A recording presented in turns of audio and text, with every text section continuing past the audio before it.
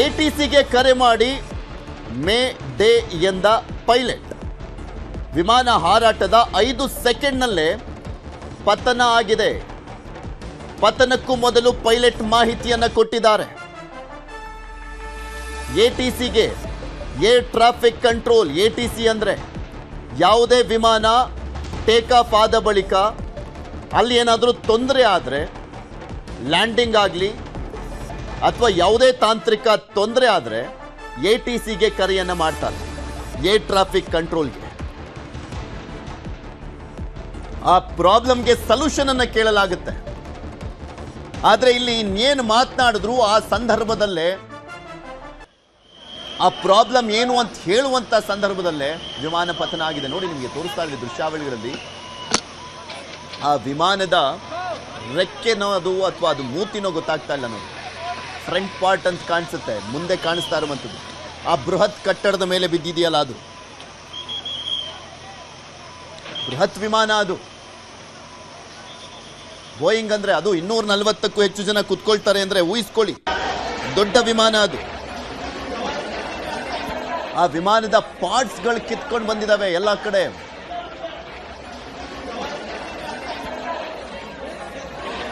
ಆ ವಿಮಾನದ front part ಜನವಸತಿ ಪ್ರದೇಶದ ಬಿಲ್ಡಿಂಗ್ ಮೇಲೆ ಬಿದ್ದಿರುವಂಥದ್ದು. ನೋಡಿ ಎಷ್ಟು ಜನ ಸೇರಿದ್ದಾರೆ.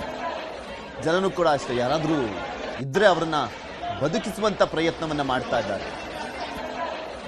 ಎಲ್ಲರೂ ಕೂಡ ಒಬ್ಬೊಬ್ಬರು ಕೂಡ ಅಲ್ಲಿ ಸಪೋರ್ಟ್ ಅನ್ನ ಕೊಟ್ಟಿದ್ದಾರೆ. ಕಾರ್ಯಾಚರಣೆಯಲ್ಲಿ ಅವರುಗಳು ಕೂಡ ಭಾಗಿಯಾಗಿದ್ದಾರೆ, ಸ್ಥಳೀಯರು.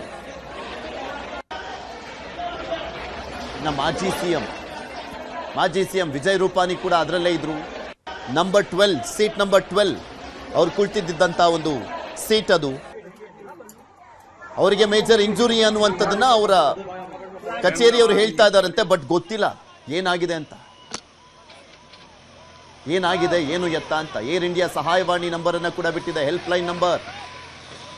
ವಿಮಾನದಲ್ಲಿ ಒಟ್ಟು 242 ಜನ ಪ್ರಯಾಣವನ್ನು ಮಾಡ್ತಾ ಇದ್ರು. 230 ಜನ ಪ್ರಯಾಣಿಕರು, 12 ಜನ ಕ್ರೂ ಮೆಂಬರ್ಸ್.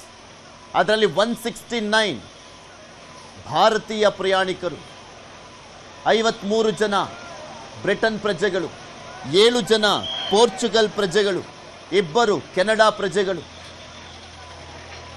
ಟೋಟಲಿ 242 ಜನ. 242 ಜನರಲ್ಲಿ ಎಷ್ಟು ಜನ ಬದುಕಿದ್ದಾರೆ ಗೊತ್ತಿಲ್ಲ. ಎಷ್ಟು ಜನಕ್ಕೆ ಮೇಜರ್ ಇಂಜುರಿ ಆಗಿ. ಈ ದುರಂತದಲ್ಲಿ ನಿಜವಾಗಿ ಆ ವಿಮಾನದ ಒಳಗಡೆ ಇದ್ದಂಥವರು ಬದುಕಿದ್ದೇ ಆದರೆ ಅವರಷ್ಟು ಹಣೆ ಬರಹ ಗಟ್ಟಿ ಮತ್ತಿನ್ಯಾರ್ದು ಇಲ್ಲ ಬಿಡಿ. MBBS ಹಾಸ್ಟೆಲ್ ಬಳಿ ಬಿದ್ದಂಥ ವಿಮಾನ. ಹಾಸ್ಟೆಲ್ನಲ್ಲಿ ಇದ್ದಂಥ ವಿದ್ಯಾರ್ಥಿನಿಯರಿಗೆ ತೀವ್ರ ಗಾಯಗಳಾಗಿತ್ತು. ಗಾಯಾಳು ಆಗಿರುವಂಥ ವಿದ್ಯಾರ್ಥಿನಿಯರಿಗೆ ಆಸ್ಪತ್ರೆಯಲ್ಲಿ ಚಿಕಿತ್ಸೆಯನ್ನು ಕೊಡಲಾಗ್ತಾ ಇದೆ. MBBS ಹಾಸ್ಟೆಲ್ಗೆ ನುಗ್ಗಿದಂಥ ವಿಮಾನ ಅಂದರೆ ಬಿದ್ದಿದೆ, ಪತನ ಆದಂಥ ವಿಮಾನ. ಹಾಸ್ಟೆಲ್ನಲ್ಲಿದ್ದಂಥ ವಿದ್ಯಾರ್ಥಿನಿಯರಿಗೆ ತೀವ್ರವಾದಂಥ ಗಾಯ ಆಗಿದೆ. ಹಾಗೆ ಆಗುತ್ತೆ, ಆ ರೀತಿಯಾದಂಥ ಒಂದು ಭೀಕರ ದುರಂತ ಅದು, ಪತನ. ಆಸ್ಪತ್ರೆಗೆ ಸೇರಿಸಿ ಚಿಕಿತ್ಸೆಯನ್ನು ಕೊಡಿಸಲಾಗ್ತಾ ಇದೆ. ಎಲ್ಲ MBBS ಸ್ಟೂಡೆಂಟ್ಸ್ಗಳು, ವಿದ್ಯಾರ್ಥಿನಿಯರ ಹಾಸ್ಟೆಲ್ ಬೇರೆ ಅದು. ನೋಡಿ, ಅಲ್ಲಿ JCBಯ ಮುಖಾಂತರ ಅಲ್ಲಿ ಅದನ್ನು ತೆರವು ಮಾಡುವಂಥ ಕೆಲಸ ಆಗ್ತಾ ಇದೆ. ಏನು ವಿಮಾನದ ಪಾಠ ಯಾವುದೋ ಗೊತ್ತಿಲ್ಲ, ತೆರವನ್ನು ಮಾಡುವಂಥ ಕೆಲಸ ಆಗ್ತಾ ಇದೆ. JCBಗಳು, ಇಟಾಚಿಗಳು ಕಂಪ್ಲೀಟ್ ನೀರಾಗೋಗಿದೆ. ಯಾಕೆ ಆ ಪ್ರದೇಶ ನೀರಾಗಿದೆ ಅಂದರೆ ಆ ಬೆಂಕಿಯನ್ನು ನಂದಿಸಲಿಕ್ಕೆ ನೀರನ್ನು ಬಿಡಲಾಗ್ತಾ ಇತ್ತು. ನೋಡಿ, ಅದು ಹಾಸ್ಟೆಲ್ ನಾವು ತೋರಿಸ್ತಾ ಇದೀವಲ್ಲ, ಅದು MBBS students girls hostel.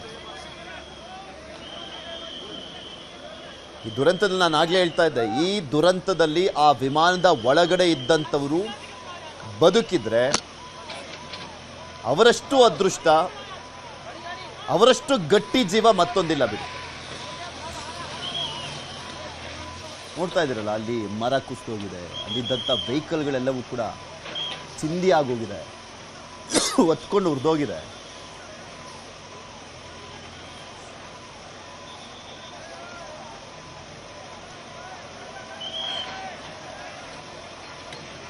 Guess ಕೂಡ ಮಾಡ್ಲಿಕ್ಕೆ ಆಗೋದಿಲ್ಲ. ಅಂತಹ ಪರಿಸ್ಥಿತಿಯನ್ನ ಇವತ್ತಿನ ದುರಂತ ತಂದಿಟ್ಟಿದೆ. ನೋಡಿ ಆ ಲಗೇಜ್ಗಳನ್ನ ಅಲ್ಲಿ ಬಿದ್ದಿರುವಂಥ ಲಗೇಜ್ಗಳನ್ನು ತಗೊಂಡು ಹೋಗ್ಲಾಗ್ತಾ ಇದೆ. ವಿಮಾನದ ಒಳಗಡೆ ಇದ್ವಲ್ಲ ಅವು ಲಂಡನ್ಗೆ ಹೊರಟಿದ್ದಂಥ ವಿಮಾನ ಟೇಕ್ ಆಫ್ ಆದ 5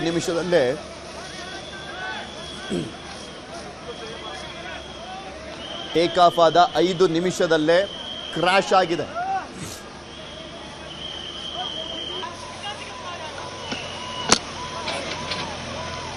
ವಿಮಾನದಲ್ಲಿ ಒಟ್ಟು 242 ಜನ ಇದ್ದಂಥವ್ರು. ಎಷ್ಟು ಜನ ಬದುಕಿದ್ದಾರೋ ಗೊತ್ತಿಲ್ಲ, ಎಷ್ಟು ಜನ ಸ್ಥಳೀಯರಿಗೆ ಅಲ್ಲಿ ಏನಾಗಿದೆಯೋ ಗೊತ್ತಿಲ್ಲ. ತುಂಬಾ ಜನ ಸುಟ್ಟು ಕರ್ಕಲಾಗೋಗ್ಬಿಟ್ಟಿದ್ದಾರೆ. ಆ ಕಾಂಪೌಂಡ್ ಎಲ್ಲ ನೋಡಿ ಹೊಡೆದೋಗಿದೆ ಫುಲ್ಲು. ಆ ರೀತಿಯಾಗಿತ್ತು ಅದು ಬಿದ್ದಂಥ ಪತನ ಆದಂತಹ ಹಿನ್ನೆಲೆಯಲ್ಲಿ ಅದರ ತೀವ್ರತೆ. ನಾವು ಅವಾಗಲೇ ಹೇಳ್ತಾ ಇದ್ವಿ, ಒಂದು ಕ್ಷಿಪಣಿಯನ್ನ ಉಡಾಯಿಸಿದ್ರೆ ಡ್ಯಾಮೇಜ್ ಮಾಡಲಿಕ್ಕೆ ಯಾವ ರೀತಿಯಾಗಿ ಅದರ ಪರಿಣಾಮಗಳಿರ್ತಾವಲ್ಲ, ಎಫೆಕ್ಟ್, ಒಂದು 5-6 ಕ್ಷಿಪಣಿ ಹಾರಿಸಿದಂಥ ಸಂದರ್ಭದಲ್ಲಿ ಉಂಟಾಗುವಂಥ ತೀವ್ರತೆ ಇದೆಯಾ, ಪರಿಣಾಮಗಳಿದೆಯಾ, ಆ ರೀತಿಯಾಗಿದೆ ಅಲ್ಲಿ.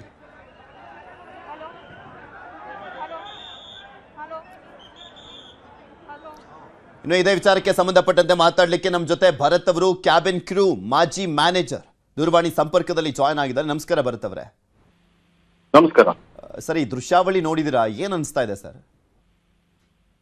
ಇದು ತುಂಬಾ ವೆರಿ ಹಾರ್ಟ್ಗೆ very shaking it is, very unexpected. ತುಂಬಾ ನೋಡಿ ಬೇಜಾರಾಗಿದೆ. ಎಷ್ಟೋ ಜನದ್ದು life, it could be son, it could be daughter, it could be somebody's husband. ನೋಡಿ ತುಂಬಾ ಬೇಜಾರಾಗ್ತಾ ಇದೆ. ಬಟ್ ಸರ್, ಈಗ ಟೇಕ್ ಆಫ್ ಆದ ಜಸ್ಟ್ 5 minutes ಅಲ್ಲೇ ಈ ಕ್ರ್ಯಾಶ್ ಆಗಿರೋದು. ಅವರು ATCಗೆ ಕಾಂಟ್ಯಾಕ್ಟ್ ಮಾಡಿದ್ದಾರೆ, ಇನ್ನೇನು ರೆಸ್ಪಾಂಡ್ ಮಾಡಬೇಕು ಅನ್ನುವಷ್ಟರಲ್ಲೇ ಈ ಕ್ರ್ಯಾಶ್ ಆಗಿದೆ. ಆ ಸನ್ನಿವೇಶವನ್ನ ಹೇಳೋದಾದ್ರೆ ಸರ್, ಆ ಸಿಚುವೇಶನ್ ಬಗ್ಗೆ ಆಗಿರುತ್ತೆ, ಟೆಕ್ನಿಕಲ್ ರೀಸನ್ಸ್ ಅದನ್ನೆಲ್ಲ ನೋಡ್ತಾ ಹೋದಾದ್ರೆ there could be so many reasons. ಇವಾಗ